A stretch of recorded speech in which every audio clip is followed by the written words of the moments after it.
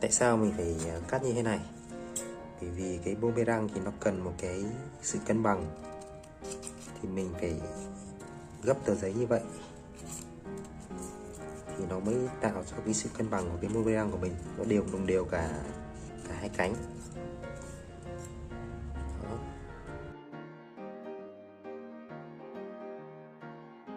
Sau khi các bạn tạo được cái hình của cái boomerang trên cái tờ giấy A4 này rồi, như thế này rồi ấy, thì mình sẽ ướm lên cái bìa cắt tông của mình nhé.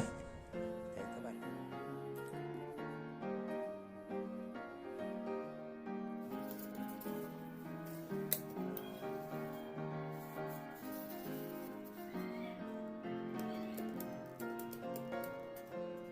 Sau khi các bạn cắt được 3 miếng bìa cắt tông kích thước bằng nhau, giống nhau như thế này, thì mình sẽ tiến hành là ghép 3 miếng này để tạo cho cái boomerang của mình nó có cái độ dày và cái độ nặng nhất định. Nhưng mà trước khi ghép ấy thì các bạn lưu ý giúp mình ở cái điểm này là một điểm cực kỳ quan trọng để quyết định xem là cái boomerang của các bạn nó có bay được hay không và nó có hoạt động tốt hay không. Đấy chính là mình sẽ tạo cái độ nghiêng cho hai cái cánh của cái boomerang này. Đấy thì các bạn chú ý mình làm nhé.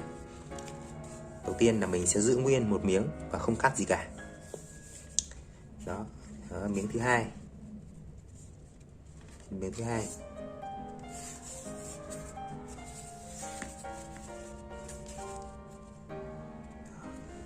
Đây các bạn lưu ý giúp mình, khi mà kình mình cầm ấy, mình ném như thế này thì mình phải tạo cái độ nghiêng cho nó ở góc này. Mình cầm bên này thì phải làm tạo được nghiêng bên này nhé. Và góc này thì góc ngược lại. Đấy. Bạn ướm như thế này sao cho nó cân bằng giữa hai bên là được.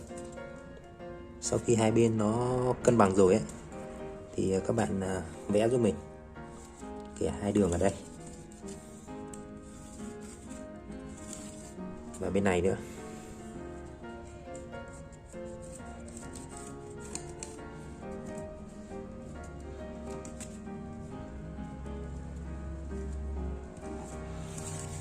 Đó. Đây, sau đây hình kẻ thì nó sẽ có hai bên như này và mình cắt theo cái đường này thôi.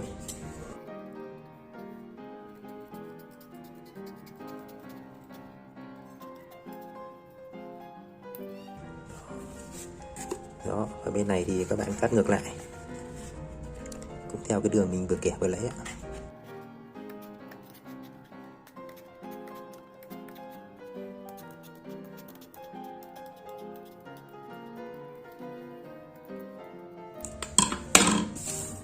Đó, các bạn hình dung được không?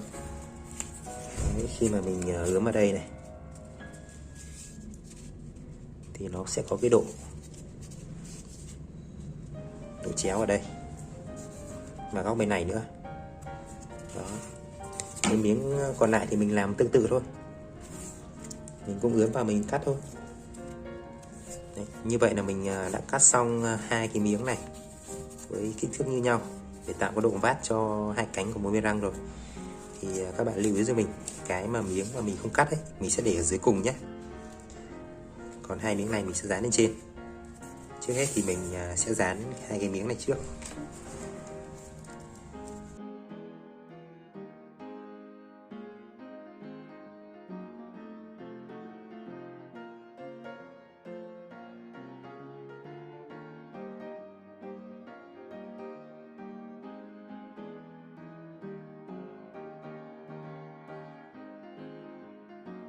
Sau khi mà dán hai miếng này rồi thì mình sẽ tiến hành dán lên cái miếng còn nguyên này.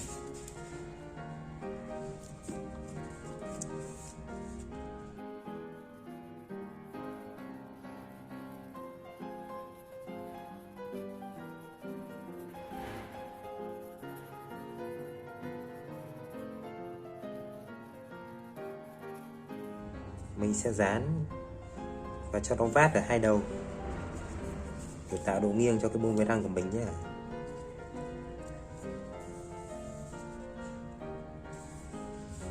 Đó.